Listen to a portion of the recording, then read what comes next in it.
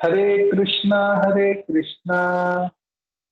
कृष्ण कृष्ण हरे हरे, हरे राम राम राम हरे हरे। हरे कृष्ण। उपस्थित समस्त भक्तों को हम हार्दिक स्वागत करते हैं आज के हमारे इस कथा प्रसंग में। आज हम चौथे अध्याय के द्वितीय श्लोक से आज पाठ करेंगे। द्वितीय और तृतीय दोनों श्लोक साथ में ले। एवं परंपरा प्राप्तम एवं राज ऋषियो विदु सह कालेन महता योगनष्टपर्णतपा सैपम्य तेज्य योग प्रोक्त पुरातना भक्तोसी में सका चेति रहस्य मेरदित्तमम्। इस प्रकार यह परम विज्ञान गुरु परंपरा द्वारा प्राप्त किया गया और राजऋषियों ने इसी विधि से इसे समझा, किंतु कालक्रम में यह परंपरा छिन्न हो गई, अतः यह विज्ञान यथारूप में लुप्त हो गया लगता है। 3 आज मेरे द्वारा वही यह प्राचीन योग यानी परमेश्वर के साथ अपने संबंध का विज्ञान तुमसे कहा जा रहा है, क्योंकि तुम मेरे भक्त तथा मित्र हो, अतः तुम इस विज्ञान के दिव्य रहस्यों को समझ सकते हो। आज इन श्लोकों में भगवान कृष्ण अपने दिव्य ज्ञान के परंपराओं का महत्वता वर्णन करते हुए समझाते हैं। तो आप सभी इस बात को हमने पिछले समय पर ही चर्चा किए थे कि यही जो परंपरा ये जो ज्ञान जो आ रही है सदियों से आ रही है, और कब से आ रही है। इमं विवस्वते योगम प्रोक्तमहमव्ययम् विवस्वान मन में प्राह मनुच्चाकवे प्रविद। भगवान कृष्ण ने सूर्योदय विवस्वान को एक ज्ञान दिया, विवस्वान ने मनु को दिया, मनु ने इक्ष्वाकु को दिया। ये परंपरा प्रणाली आ रही थी, मगर यही परंपरा की जो प्रणाली जो है किसी कारणवश आगे बढ़ी नहीं, उसी का ही उल्लेखन यहाँ पर हुआ आज के इन श्लोकों में। एवं परंपरा प्राप्तम इमं राजर्षियो विदु। ये जो परंपरा की जो चर्चा है, जो ज्ञान है, वे चली आ रही। राज ऋषियों विदु, राजा और ऋषि यानी राजा के साथ ऋषि रहते थे। पहले के समय पर जो राजगद्दी में बैठते थे वे राजा प्लस ऋषि रहते थे, केवल राजा नहीं रहते थे, इसलिए यहाँ पर राज ऋषियों कहा गया है। ऐसा जो ज्ञान जो राज ऋषियों के द्वारा ये उपलब्धि था, तो ये परंपरा राजाओं का परंपरा है, राजा प्लस ऋषियों का परंपरा। तो एक राजा दूसरे राजाओं को ये प्रदान करते हैं। अब प्रश्न ये उठता है कि ये यदि राजाओं का, ये राज ऋषियों का यदि परंपरा है कि राजाओं लोगों के लिए देते हैं, तो फिर जन लोगों के लिए कैसे ये उपलब्ध होगा, या कैसे जन लोगों के लिए भी ये माना जाएगा कि सबके लिए है। तो मुख्य उद्देश्य ये था कि राजाओं को ज्ञान देने के पीछे कारण क्या था कि जितने भी प्रजागण हैं जो राजा के अनुगत है, राजा के दिए हुए राज शासन के अंतर्गत वे यदि आते हैं, तो राजा करता क्या है, वे ऐसे ज्ञान को सबको लागू कराते हैं। तो राजा अधिकतर किनके होते हैं, राजा अधिकतर अपना प्रशासन जो है वो गृहस्थों को लागू करा के देते हैं। तो गृहस्थगण उसी राजा के दिए हुए नियम का पालन करते हैं। तो गृहस्थ गण इस कर्म योग को करते हैं।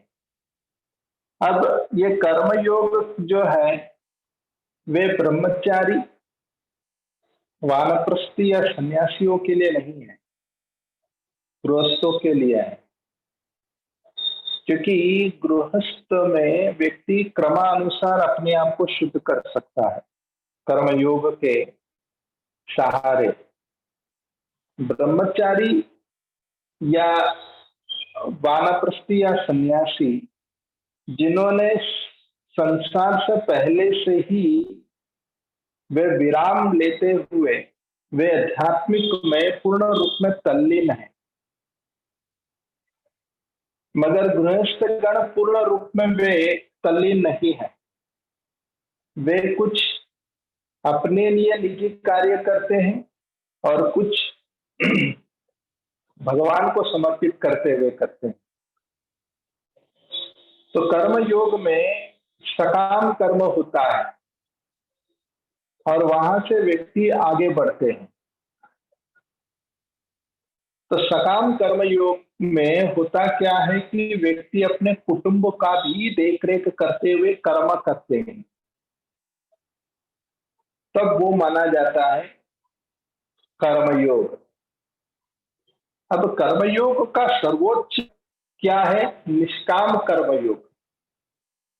अब निष्काम कर्मयोग में तो यदि देखा जाए तो ब्रह्मचारी, वानप्रस्थी और सन्यासी भी आते हैं, मगर जो शुरुआत के जो है सकाम कर्म में सन्यासी नहीं आते। क्यों नहीं आते? क्योंकि वे पूर्ण रूप में निष्काम कर्म योग में लगे। तो ऐसे जो प्रवृत्ति वाले जो संसार में रहते हैं और अपने कुटुंब या अपने स्वार्थ के लिए वे कार्य करते हैं और साथ साथ में भक्ति के लिए भी करते हैं या कृष्ण के लिए करते हैं, तो उसे कर्मयोग के ढांचे में रखा जाता है। अब ये जो तीसरा अध्याय जो है चर्चा, जिसे कर्मयोग, जिस अध्याय का नाम है वो उस अध्याय का टाइटल ही कर्मयोग है। अब उसी कर्मयोग की चर्चा विराम होते ही भगवान ये कहते हैं। अब कर्मयोग के यदि आप अंतिम श्लोक देखोगे तो जिसमें भगवान क्या कहते हैं? एवं भूते परम भूत्वा संस्थाप्यम आत्मना आत्मना जहि शत्रु महाबाहो काम रूपम दुरासदम एवं भूते परम भूत्वा। एवं भूते, इस बात को जानो। किस बात को? कि बुद्धि के सहारे परम भूत्वा, कि बुद्धि के सहारे व्यक्ति अपने इस काम रूपी इच्छा का दमन कर सकता है। कैसे? जब बुद्धि आत्मज्ञान प्राप्त करेगा तब। इसलिए कहा गया है संस्थाप्यम आत्मना आत्मना, तब जाकर जही शत्रु महाबाहु होगा, तब जाकर वो काम रूपी दुर्जय शत्रु का विनाश कर सकता है। तो यहां संस्थाप्यम आत्मना आत्मना, ये जो शब्द जो है जिसे कहते हैं दिव्य ज्ञान। तो कर्मयोग करते हुए व्यक्ति को दिव्य ज्ञान प्राप्त होता है और वही दिव्य ज्ञान करता क्या है? वो काम रूपी दुर्जय शत्रु का वो विनाश करते हैं। तो वैसे दिव्य ज्ञान जो हमें आत्म और शरीर के भेद की जानकारी जो देता है, वैसे दिव्य ज्ञान को हमें प्राप्त करने के लिए यहाँ महत्वता यहाँ पर दी गई है। इसी विषय को ज्यादा जोर दिया गया है। तब व्यक्ति कर्मयोग ठीक से कर पाएगा और कर्मयोग में प्रगति तब होगा। मगर कुछ लोग हैं जो कर्मयोग करने की जिनकी बुद्धि एकदम पूरी तरह जड़ हो चुका है, जो ज्ञान प्राप्त कर ही नहीं सकता, जिसको पता ही नहीं कि ज्ञान क्या है। जब ज्ञान नहीं पता तो वो काम दूसरे शत्रु का कैसा विनाश करेगा। तब उनके लिए बताया जाता है कि वो क्रमानुसार वे तरक्की करें। जैसे उदाहरण मैं देता हूं, जैसे कि कोई यदि कर्म करता है, जो स्वार्थी व्यक्ति होता है, जो कर्म करता है, तो उसे कम से कम 1% भगवान को देना चाहिए। 99% भले वो अपने लिए करे। फिर धीरे धीरे वो उसमें कृष्ण की सेवा करने पर उनकी इंद्रियों की शुद्धिकरण होगी। इसलिए तीसरे अध्याय के 7वें नंबर श्लोक में भगवान कहते हैं कि यस्त्वे इंद्रियाणि मनसा नियमार्पत्य अर्जुन कर्म इंद्रियाणि कर्मयोगम आसक्तस्य विशिष्यते। यस्त्वे इंद्रियाणि मनसा नियमों में इंद्रियों को लगाना। किस नियम में? कृष्ण की सेवा में। जब कृष्ण की सेवा में जब नियुक्त होंगे तब होगा क्या? कृष्ण की सेवा करते वक्त व्यक्ति के हृदय में ज्ञान की प्राप्ति होगी। तब आएगा संस्थाप्यम आत्मना आत्मना। और जब ज्ञान की प्राप्ति होगी वो दिव्य ज्ञान करता क्या है? जय शत्रु महाबाहु। तब वो ऐसे दुर्जय शत्रु का दमन करने के लिए वो सशक्त हो सकता है। जय शत्रु महाबाहु काम रूपम दुरात्म। वैसे यहाँ पर दिव्य ज्ञान को प्राप्त करने का परिणाम बताया है। तो वे दिव्य ज्ञान व्यक्ति यदि प्राप्त करता है तो काम का विनाश करता है और कर्मयोग में वो काफी तरक्की करता है।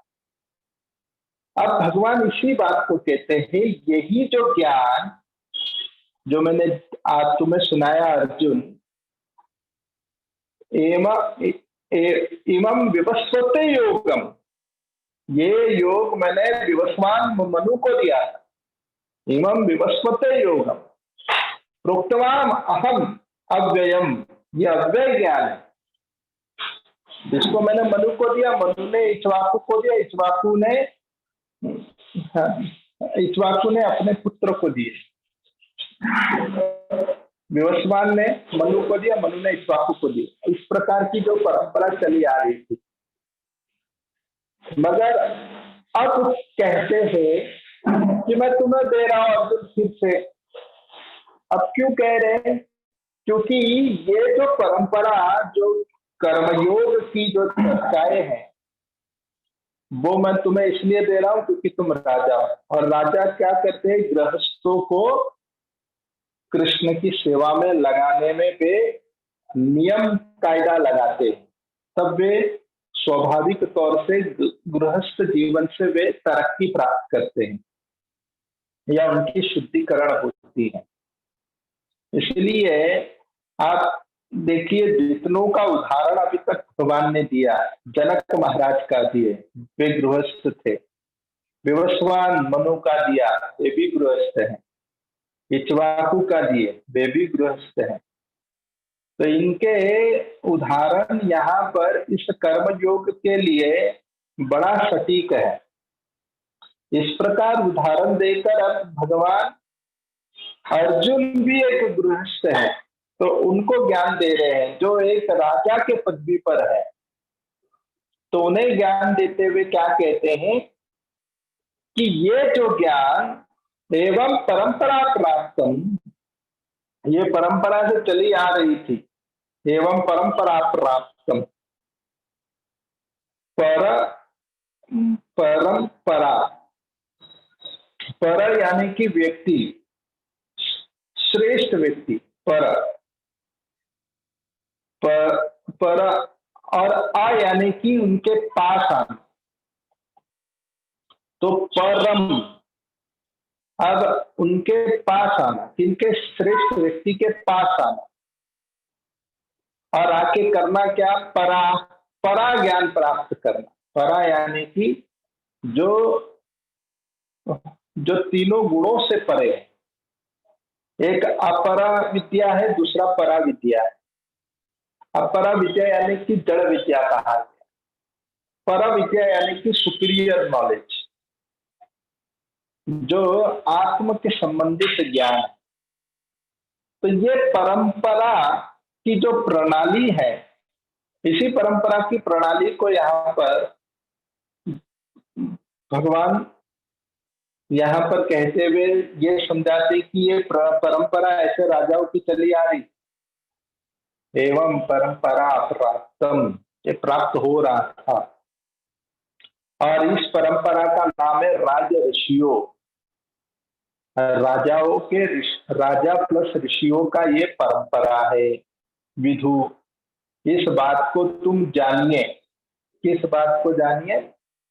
यही कर्मयोग के सिद्धांत को तुम जानिए, जो राजाओं की प्रणालियों से बहते हुए आ रहा था। मगर हुआ क्या, काल क्रम से, सकालेना, सहकालेना, कालेना यानी कि कुछ समय के अंतराल में, श्रील प्रभुपाद जी इसको वर्णन करते हैं अपने लेक्चर में कि कोई कर्मयोग करने वाला कोई व्यक्ति था नहीं, इसलिए लंबा यहाँ पर समय की पाबंदी को करते कहते हुए ये बताते नष्ट हो गया। रामानुजाचार्य पाद कहते हैं कि दो बातें वर्णन करते हैं। एक तो समय की अवधि काफी लंबी थी, यानी सूर्य देव से बहता हुआ चला आ रहा है, तो कुछ ना कुछ तो उसमें बदलाव आ जाएगा, और उसी कारण से उसमें बदलाव आ गया। और बदलाव आने के कारण कम बुद्धि वाले व्यक्ति से समझ नहीं पाए। ये दो कारण बताते हैं रामानुजाचार्य कि ये काल क्रम से ये नष्ट हो गया। योग कभी नष्ट नहीं होता। इसी योग को आप पिछले वाले श्लोक में देखोगे तो वहां पर इस योग का नाम दिया अव्यय।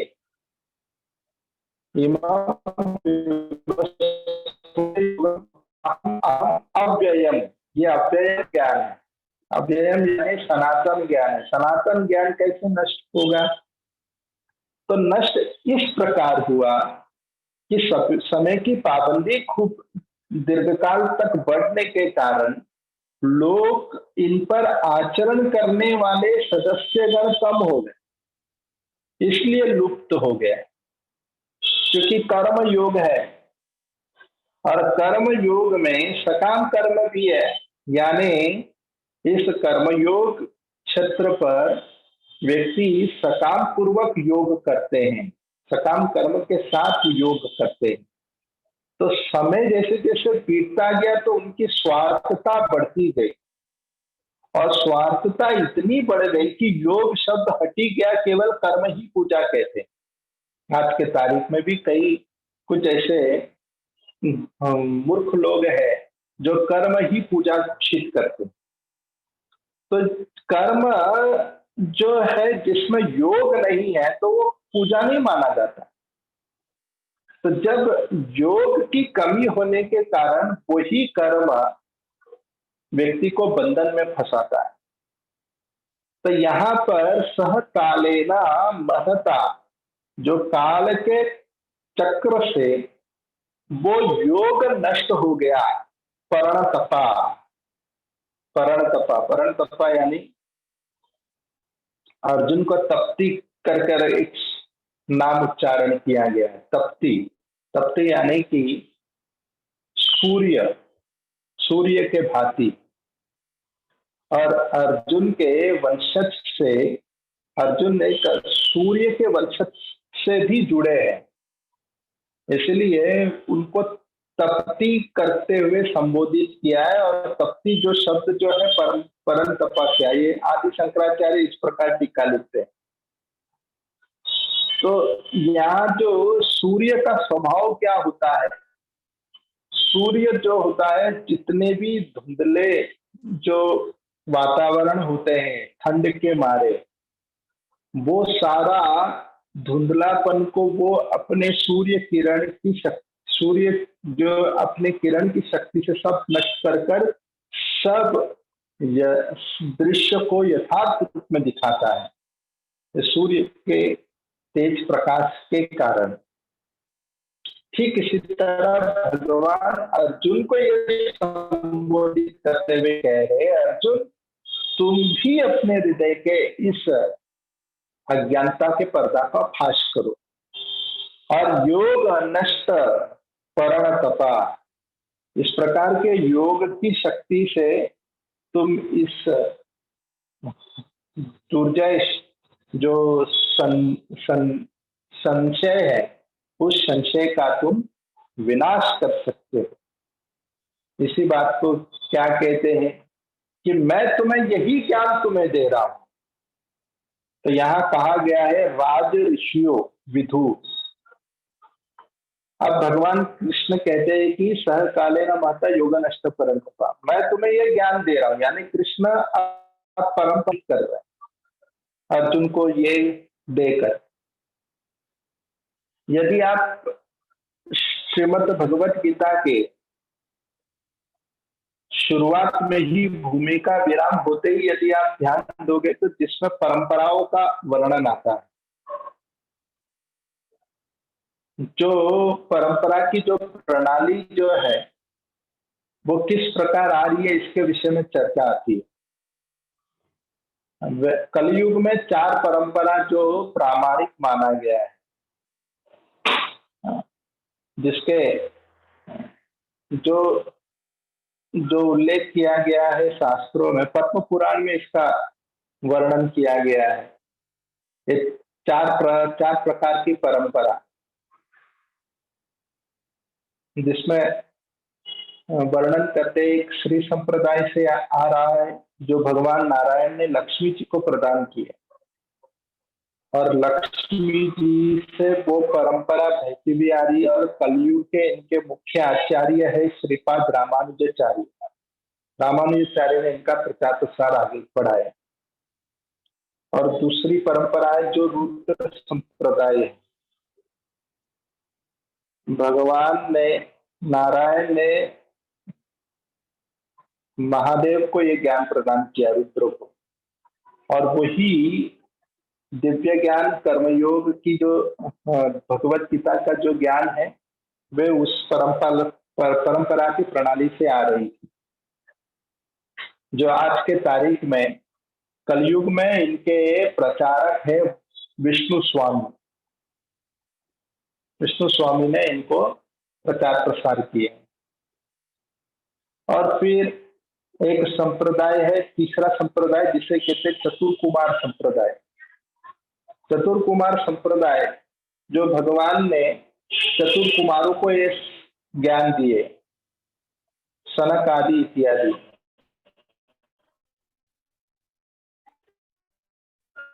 कलयुग में इनके मुख्य प्रचार आचार्य है वल्लभाचार्य, इनको किए। और तुम्हें आ रहा है ब्रह्म संप्रदाय, जो इसे ज्ञान है, और वही समाधि से बहरा वो ज्ञान को कलयुग में श्रीपाद मध्वाचार्य ने इनका प्रचार प्रसार किया, जो आगे जाकर श्री चैतन्य महाप्रभु ने इनको और जोर शोरों से बताए, और उसी प्रणाली में हम चाहते हैं। तो ये जो चारों प्रकार के जो संप्रदाय है वे प्रामाणिक है, जिनके पास जाकर हम यथार्थ रूप में ज्ञान प्राप्त कर सकते हैं, जिसे हम कह सकते हैं भगवत गीता यथारूप ज्ञान, इसी से प्राप्त कर सकते हैं। तो 4 संप्रदाय में से कोई भी एक संप्रदाय में यदि कोई जुड़ता है तो उसे प्रामाणिक माना गया है। इस 4 संप्रदाय को छोड़कर कोई अन्य संप्रदाय है वो व्यक्ति को केवल दिग्भ्रमित करेगा, उसे पथभ्रष्ट कर देगा। इसलिए परंपरा का अर्थ क्या है? परंपरा का अर्थ है जो एक के बाद एक, तो एक के बाद एक, यानी कि जो गुरुजी है वो भूतकाल में शिष्य थे और जो आज शिष्य है वो भविष्य में गुरु बनेंगे। इसको कहते हैं वन आफ्टर अनदर, एक के बाद एक। और हमारी प्रणाली क्या है? गुरु शिष्य परंपरा। अंग्रेजी में श्रील प्रभुपाद जी ने इसे बहुत अच्छा नाम दिया, डिसाइक्लिक सक्सेशन। प्रभुपाद जी ने स्पिरिचुअल मास्टर भी नहीं यूज किए शब्द, डिसाइक्लिक लिखा। डिसाइक्लिक सक्सेशन का अर्थ अगर हिंदी ठीक इसका अनुवाद करे, शिष्यों की परंपरा। तो ये शिष्यों की परंपरा है। ब्रह्मा जी ने वेद व्यास जी को दिया, वेद व्यास जी ने मध्वाचार्य को, मध्वाचार्य ने करते करते आगे ये प्रणाली बढ़ी। यदि आप इसी भूमिका में यदि आप देखोगे जिसमें 32 गुरु का नाम है, अब ये 32 गुरु का नाम यदि आप ध्यान दोगे, भूमिका ठीक विराम होते ही आपको वो दिखाई देगा। ये 32 गुरु का यदि नाम है तो उसमें शुरुआत से कैसे चला आ रहा है? केवल इतने गुरु का नाम कैसे है? अगर 32 गुरु, अगर यदि एक गुरु को यदि हम 100 वर्ष लेते हैं तो 3200 वर्ष होता है। तो शुरुआत सृष्टि के आरंभ में केवल 32 गुरु हुए अब तक। असल में ऐसी बात नहीं है। ये शुरुआत जो है ब्रह्मा जी से हुआ है। नारायण ने ब्रह्मा जी को दिया दिव्य ज्ञान हृदय प्रकाशिता। ब्रह्मा जी ने वेद व्यास जी को, नारद मुनि को देने के बाद जब वेद व्यास जी को मिले तो वेद व्यास जी आज भी बद्री का आश्रम में बैठे हैं। और मध्वाचार्य आज से लगभग 800 वर्ष पहले वे गए पत्रिका आश्रम में, वेद व्यास जी से ज्ञान प्राप्त किया और वहां से वेद व्यास जी ने अपना शिष्य कर उन्होंने घोषित किया मध्वाचार्य को। और जो 800 वर्ष पहले से श्रीपाद मध्वाचार्य से अब ये प्रणाली आगे बढ़ी और तब जाकर पद्मनाभ, नरहरि, माधव इस प्रकार के प्रणाली बहते बहते ईश्वरपुरी, श्री चैतन्य महाप्रभु और आगे जाकर श्रील प्रभुपाद जी तक ये प्रणाली अग्रसर हुई।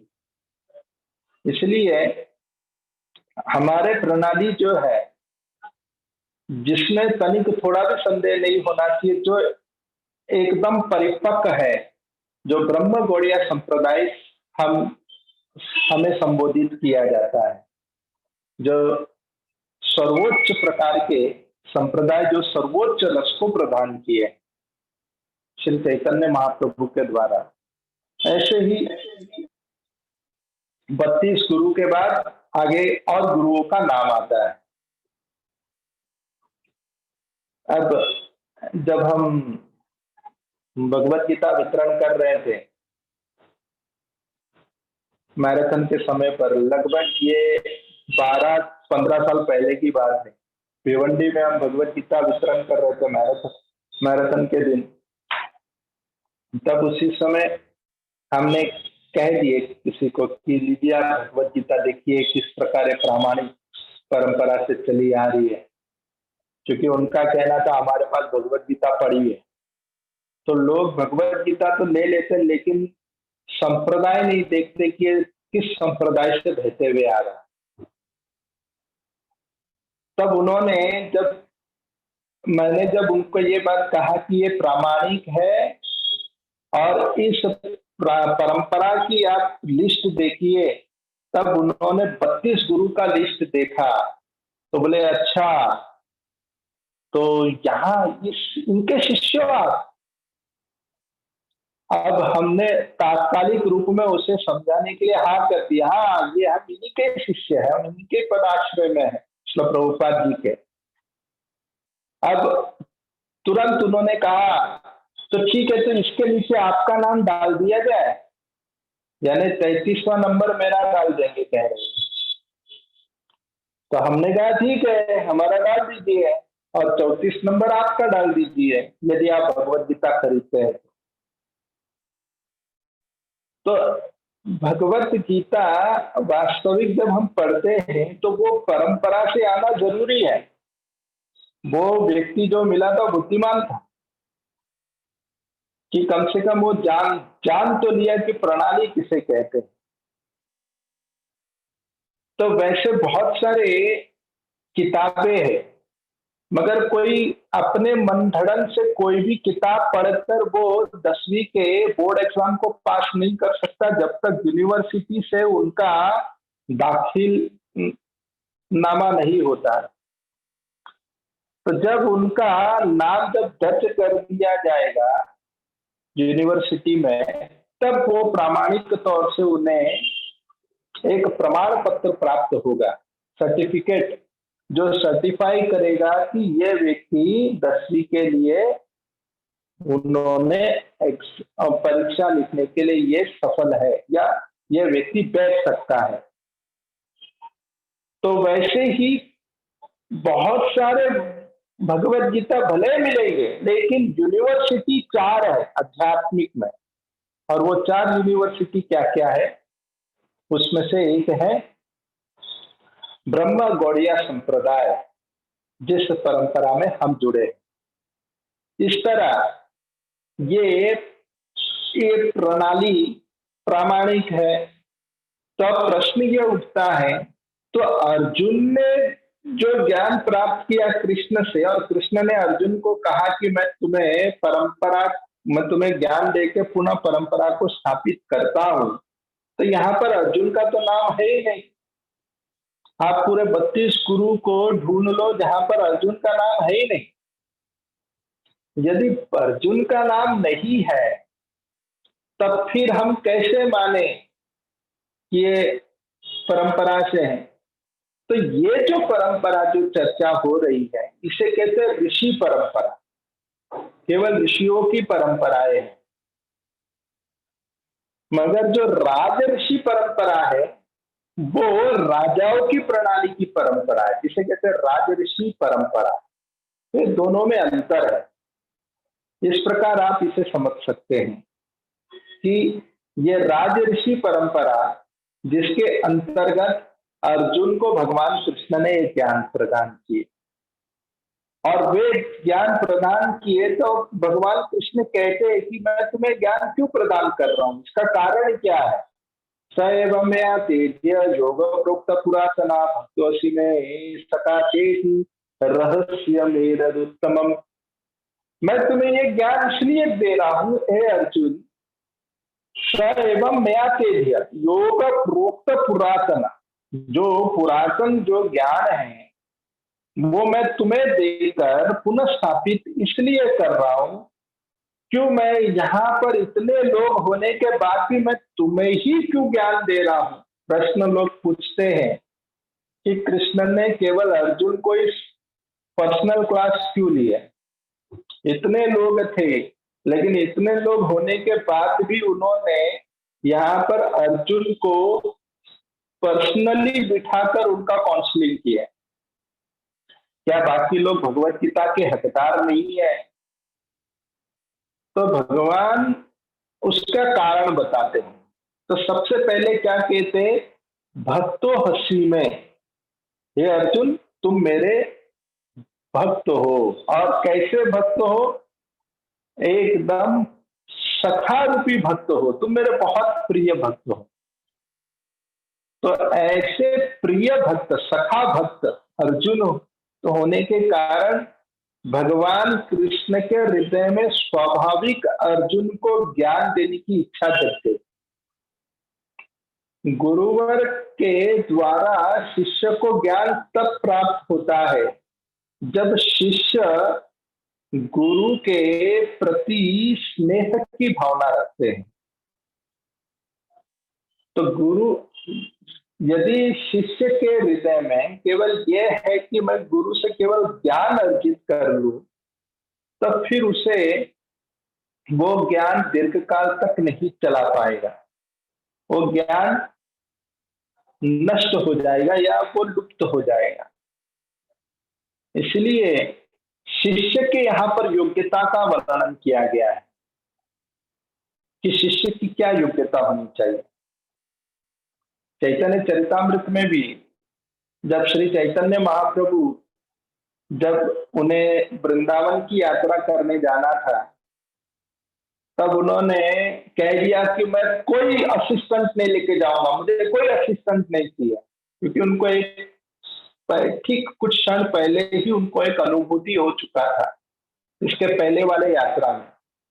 और चैतन्य महाप्रभु को क्या अनुभूति हुआ था कि काल कृष्णदास जो थे वे चैतन्य महाप्रभु के संकीर्तन में चलते हुए जा रहे, मगर कुछ भटारविंद लोग, वे लोग नाच गाना करते हुए जाने लगे।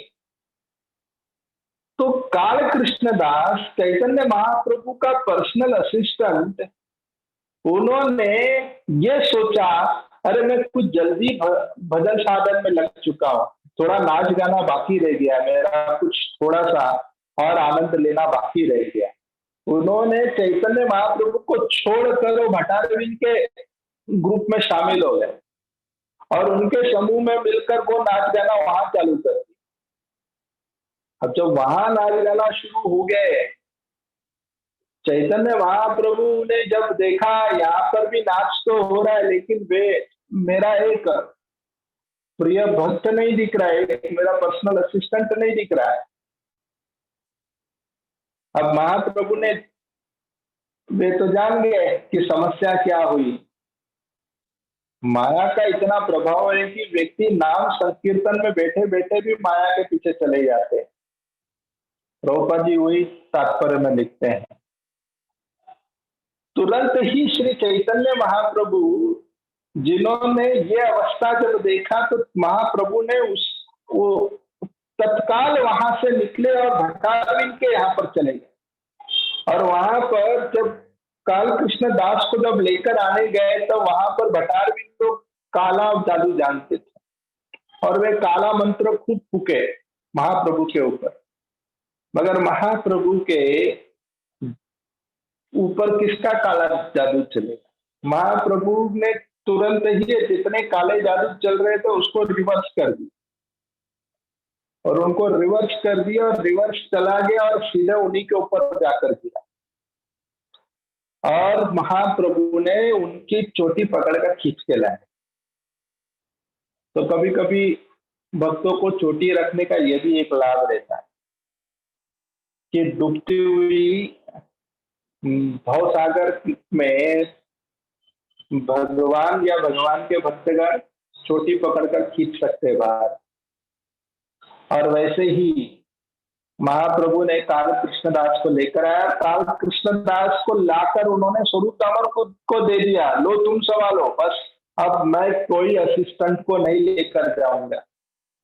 तब स्वरूप दामोदर कहते हैं, स्वरूप कहे यही बल भट्टाचार्य, तो माते सुस्निग्ध भड़ पंडित साधुआर।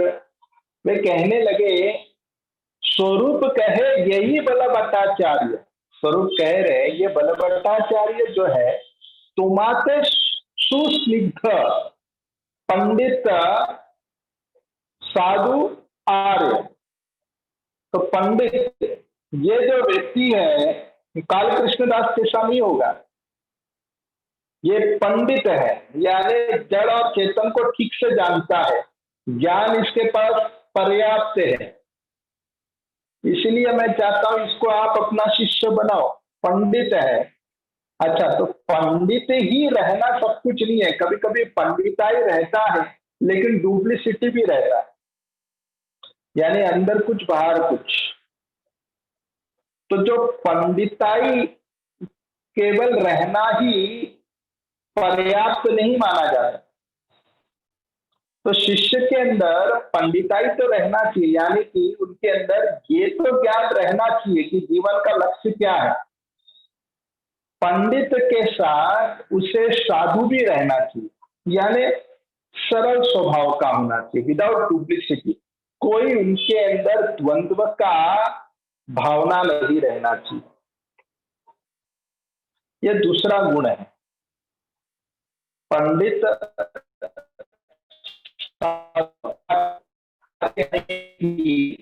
आध्यात्मिक में काफी वे रुचिकर हो। कभी कभी ज्ञान भरपूर रहता है या सरलता भी रहेगा, लेकिन भक्ति में रुचिकर नहीं रहेंगे, ये भी हो सकता है। तो शिष्य के अंदर ये तीनों गुण रहना चाहिए। पंडित भी होना चाहिए, साधु होना चाहिए और आर्य होना चाहिए। अब यहाँ पर तोमाते सुस्निग्ध पंडित साधु आर्य, ये सुस्निग्ध ये बहुत ही महत्वपूर्ण है। यहाँ पर ये शब्द प्रभुपाद जी इसके तात्पर्य में वर्णन करते। सुस्निग्ध यानी कि प्रीति भावना। बलभट्टाचार्य को आपके प्रति प्रीति भावना है, आपके चरणों पर प्रीति है। जब प्रीति रहता है तब गुरु के दिए हुए आदेश को वो ठीक ठीक पाल सकता है। यदि प्रीति नहीं है तो गड़बड़ा जा सकता है। जैसे एक बार गुरुजी ने कह दिया अपने तीनों शिष्यों को, हमेशा सात्विक आहार खाना, कभी भी सात्विक आहार छोड़कर कोई राजसिक तामसिक आहार मत खाना। प्रथम आदेश दे दिया और चले गए ध्यान मस्त में। अब जब गुरुजी ध्यान में जाते तो 7-7 दिन ध्यान में रहते थे। तो अब ध्यान में चले गए, तो अब शिष्य लोग आपस में चर्चा कर रहे, गुरुजी ने तो आदेश दिया सात्विक आहार खाने, तो क्या खाए? तो दूसरा शिष्य ने कहा, हमने तो सुना है कि गुरुजी ने एक बार और भी प्रवचन में बोले थे, उन्होंने कहा था कि गाय बड़ी सात्विक है। तो बस उत्तर मिल गया। गुरुजी ने कहा सात्विक आहार खाना। गुरुजी ने कुछ क्षण पहले भी बहुत पहले कहा था गाय सात्विक है, तो गाय को काट के खाएंगे। अब तीनों शिष्य मिलकर गाय को काट के खाने लगे। गुरुजी आए 7 दिन के बाद, तो तुरंत ही गुरुजी ने पूछा, तो तुम सभी लोग मेरे आदेश का पालन कर रहे हैं? तो सभी तीनों शिष्य ने कहा, जी गुरुवर, आपने जैसे आदेश दिया वैसे ही कर रहे हैं। आपने कहा सात्विक आहार खाना, हम रोज गाय काटकर खाते हैं। अब गुरुजी इतने क्रोध में आ गए, अरे मूर्खों, मैंने तुमको बोला सात्विक आहार खाने, गाय को काट के खाने नहीं कहा था। अब गुरुजी जब चिल्लाते थे या क्रोध में आ जाते थे तो वो इतने सटपटा जाते थे कि तुरंत सब छोड़कर वापस ध्यान में चले जाते थे। सब कुछ छोड़कर वापस चले गए ध्यान में, और वापस जाकर ध्यान में बैठ गए। अब जब ध्यान में बैठ गए तो तीनों लोग सोच में पड़ गए, अरे गुरुजी तो नाराज हो गए, अब हमने गलत क्या किया? गुरुजी ने कहा था सात्विक आहार खाने, तो गाय शायद सात्विक नहीं है। तो तीनों की दृष्टि पड़ी गुरुजी के ऊपर। अब फिर उसके बाद गाय के बाद तो गुरुजी का ही नंबर लग गया कि गुरुजी सबसे ज्यादा सात्विक। तो वैसे इसे कहते हैं गुरु चोर चांडाल चेला, नरक में जाए ठेलम ठेला। तो जब गुरु के प्रति स्निग्ध की भावना या स्नुस्निग्ध नहीं है तो निश्चित रूप में वे गुरु के प्रति जो आदेश है उसको वो ठीक से समझ नहीं पाएगा। और वैसे ही यहाँ पर परिस्थिति, यहाँ पर मुख्य जो श्लोक का जो शब्द जो है वो यह है कि भक्तो अस्मि में सका चेती, भक्तो अस्मि में सका चेती। कृष्ण कहते अर्जुन को तुम मेरे केवल भक्त ही नहीं सका चेती हो, तुम मेरे खास भक्त हो, भक्तों में सर्वश्रेष्ठ अर्जुन, इसलिए कृष्ण ने अर्जुन को चुना। अब कहते क्या, रहस्य मेरा उत्तम, रहस्य ज्ञान तुम्हें दे रहा हूं। अब ये रहस्य ज्ञान देने की बात, अब रहस्य किसे कहते थे हम, जो अपने खास दोस्त है उसी को ही रहस्य बात बताते। जो बाहर भटकने वाले व्यक्ति को हम अपनी रहस्य बात नहीं सुनाते। तो कृष्ण की रहस्य बात है, ये रहस्य बात कृष्ण अर्जुन को सुना रहे। अब यहाँ पर रणभूमि के बीचों बीच जो रहस्य बात जो कृष्ण ने अर्जुन को सुनाया, वही रहस्य बात हम सड़क पर जाकर लोगों को देते हैं, ये भगवत गीता पढ़ी है। तो क्या इससे कृष्ण नाराज नहीं होंगे? नहीं। कारण क्या है, भगवत गीता ये ओपन सीक्रेट बुक है, खुला गुप्त बुक है, खुला रहस्य बुक है। ये श्रीमद् भगवत गीता जो पढ़ेगा वो तब तक नहीं समझ पाएगा जब तक वो कृष्ण का भक्त नहीं बनता। इसलिए इस ग्रंथ को ओपन सीक्रेट कहा गया, ये खुला रहस्य है। जैसे कि किसी का मोबाइल है, वो बाहर ऐसे रख दिया गया है और दूसरे व्यक्ति ने देख लिया मोबाइल, तब उसने सोचा चलो मोबाइल में क्या है, जरा हम भी इसका डेटा निकालते हैं कि इसकी हिस्ट्री क्या है, पता तो लगे। और उन्होंने उस मोबाइल को लेकर खोलना चालू किया। अब मोबाइल खोल रहे खुल ही नहीं रहा है क्योंकि पासवर्ड से लॉक है। तो भले ही मोबाइल हाथ में आ जाए मगर उस मोबाइल को खोल नहीं पा रहे। कारण क्या है? क्योंकि वो मोबाइल पासवर्ड से लॉक है। उसी प्रकार श्रीमद् भगवत गीता ये पासवर्ड से लॉक है, भगवान ने इसे पासवर्ड से लॉक करके रखा है। अब ये श्रीमद् भगवत गीता जो पासवर्ड से लॉक है, वो पासवर्ड है क्या? भक्तो अस्मि में सका चित, ये पासवर्ड है। जब तक कोई कृष्ण का भक्त नहीं बनता तब तक वो भगवत गीता सैकड़ों बार पढ़ो फिर भी नहीं समझ पाएगा। यदि वो कृष्ण का भक्त बन गया, भले उसे पढ़ना भी नहीं आता फिर भी वो जान जाएगा क्योंकि पासवर्ड मिल गया उसे। जैसे चैतन्य महाप्रभु जब दक्षिण भारत की यात्रा में निकले थे, तब उस समय उन्होंने एक ब्राह्मण को देखा जो भगवत गीता उल्टा रख के पढ़ रहा है। तो जितने ब्राह्मण सभी लोग ये जो ब्राह्मण जो था ये अनपढ़ था, इन्हें पता ही नहीं था, लिखना पढ़ना आता ही नहीं था।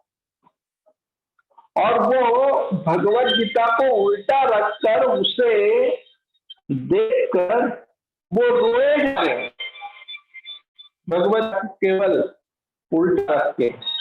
अब ये जितने लोग वे सभी लोग हंस रहे थे। महाप्रभु ने आकर पूछा, देखो ये सभी लोग तुमको देखकर हंस रहे, तुम रो क्यों रहे हो? तो इन्होंने कहा, मुझे इनकी हंसी से कोई मतलब नहीं। तो बोले रो क्यों रहे हो? तो बोले रो इसलिए